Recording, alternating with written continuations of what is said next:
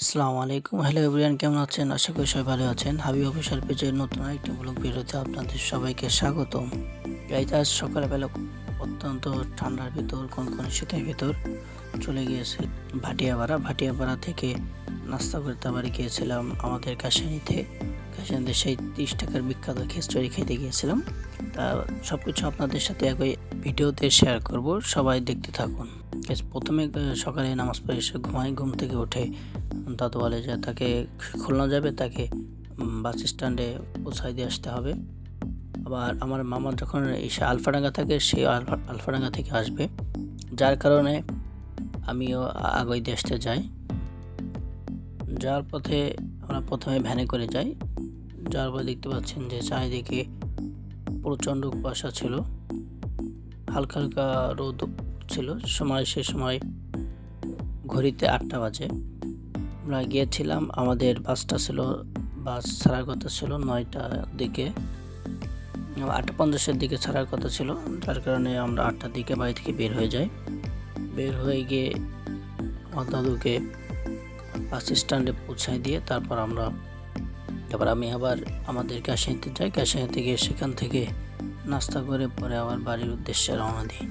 সবাই ভিডিওটি দেখতে থাকুন এবং সুন্দর মনোরম পরিবেশ উপভোগ করতে থাকুন। গাইজ, দেখতে পাচ্ছেন যে এখন আমরা বাস স্ট্যান্ডে পৌঁছাই গেছি। আমরা খুলনা যেই স্ট্যান্ড আছে, অর্থাৎ খুলনা যে কাউন্টার আছে, কাউন্টারে আমরা আসি। আমাদের সামনে দেখতে পাচ্ছেন আমাদের বাস। আমরা যেহেতু অনেক আগে এসেছিলাম, সেহেতু বাসের ভিতরে কোনো লোকজন ছিল না। এরপর বাসের ভিতরে আমি উঠে বাসের চারপাশটা একটু ঘুরে ঘুরে দেখাই যে বাসের ভিতরে কোনো লোকজন ছিল না। বাসটাও অনেক সুন্দর, পরিষ্কার পরিচ্ছন্ন ছিল। দেখতে পাচ্ছেন যে আপনাদের ঘুরে ঘুরে দেখানো হচ্ছে। বাসটা যেহেতু অনেক পরে ছাড়বে, সেহেতু আমরা বাইরে বসে থাকি এবং আমার মামা আসতে একটু লেট হচ্ছিল, যার কারণে আমরা আমার মামার জন্য দাঁড়িয়ে থাকি। তারপর আমরা দেখতে পাচ্ছেন যে বাসের সামনে যেই লোকটা আছে সেটা আপনাদের দেখানো হচ্ছে। এবার আমরা এই বাস থেকে নেমে যাওয়ার পর এবার বাসের সাইডে দেখতে থাকি যে মামা আসে কিনা। আমার মামা যখন আলফাডাঙ্গা থেকে আসতেছিল, তো এই জন্য আর কি একটু লেট হচ্ছিল, যার কারণে আমি দাঁড়িয়ে থাকি এবং অবশেষে দেখতে পাচ্ছেন যে মামা চলে এসেছে এবং সে টিকিট কাটতেছে।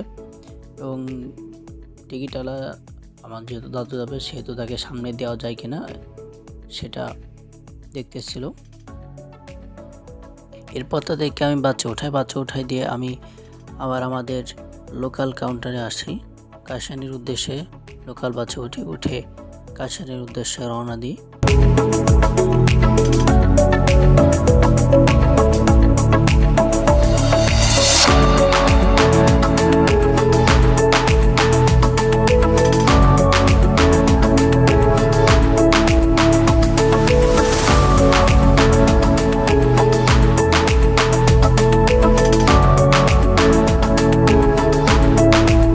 দেখতে পাচ্ছেন যে অবশেষে কাশিয়ানী পৌঁছে যাই। কাশিয়ানী বাস থেকে নেমে হেঁটে আসি এবং আমাদের সে ভাইয়ের দোকানে আসি।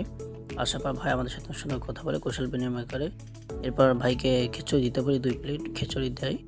খিচুড়িটা অনেক সুন্দর, আপনারা সবাই জানেন যে কাশিয়ানী এই ভাইয়ের দোকানের খিচুড়িগুলো অনেক সুন্দর হয়, মজার হয়, যার কারণে 2 প্লেট নিই। নেওয়ার পর এরপর ভাইকে বলি যে ভাইয়ের জন্য পার্সেল দিতে। তো ভাই আমাদের জন্য পার্সেলটা রেডি করে এবং আমাদের 50 টাকায় 2টা দেয় আর কি পার্সেল, 30 টাকা করে যে প্লেট, কিন্তু আমরা পরিচিতের জন্য আর কি ভাই আমাদেরকে 2টা দেয়, 50 টাকা 2টা পার্সেল দেয়।